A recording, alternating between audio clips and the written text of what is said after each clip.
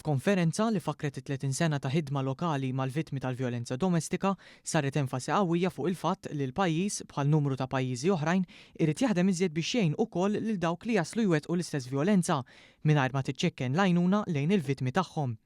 Brabta ma' dan intervjenit mart il-Prim Ministru Dr. Lidja Bela fost bosta kelliema fejn qalet li ħafna drabi dawk li wettqu l-abbuż ikunu qed jagħmlu dan b'konsegwenza għal ġrajiet li seħħew fil-passat tagħhom. Appart il-fatt li importanti ħafna li nagħtu għajnuna lil vittmi ta' vjolenza domestika, daqstant huwa importanti li wkoll ngħinu u nindirizzaw lil perpetrators. Għaliex il-perpetrators illi minflok jħobbu lil partner tagħhom ikunu qegħdin jikkommettu vjolenza fuqhom, mhix yimkien tkun ġejja din il-problema. Ħafna drabi naraw li dawn ikollhom esperjenzi koroħ fit-tfulithom u r-rabja tagħhom imbagħad jagħmluha fuq il-vittmi tagħhom illi minflok li dik il-persuna jħobbuha, jumiljawha, jikkommettu vjolenza fuqha.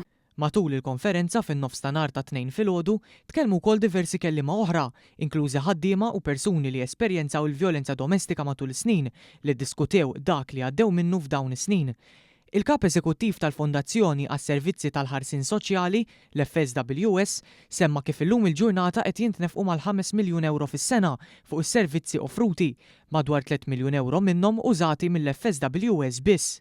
Prebta mill-ħidma tal-Gvern f'dan il-qasam, deskritt bħala importanti ħafna, is-Segretarju Parlamentari għar-Riformi u l-Ugwaljanza, Rebecca Buttigieg, spjegat fi ftit kliem il-ħidma fl-aħħar snin. Gvern ta' priorità sħiħa lil ġlieda kontra l-vjolenza domestika u dan minnih bil-fatti b'numru ta' riżorsi li allokajna bil-korp tal-pulizija, mis-servizzi fil-qrati, mis-servizzi soċjali, iżda anke bil-liġijiet li daħħalna. Kien dan il-Gvern irratifika l-Konvenzjoni ta' Istanbul, iżda aktar minn hekk daħħalna wkoll atti dwar il-prevenzjoni tal-vjolenza domestika fost l-oħrajn. Id-direttriċi tal-Aġenzija Appoġġ, Graziella Castillo, qalet li dan is-servizz beda b'5 social workers u llum hemm ma' 70 professjonist ingaġġati biex joffru anke l-ammont ta' servizzi li żdiedu b'liġijiet apposta li ġew attwati biex jipproteġu lil vittmi. Fost is-servizzi offruti semmit l-Emergency Shelter li jara li dawk li jitilqu mid-dar isibulhom postant l-appoġġ u għaqdiet oħrajn f'aktar support lil vittmi. Itemmed messaġġ qawwi għal dawk li preżentament qed ibatu minn xi tip ta' vjolenza, irrelevanti jekk hix fiżika, mentali, emozzjonali u finanzjarja fost l-oħrajn. Appell tiegħi hu li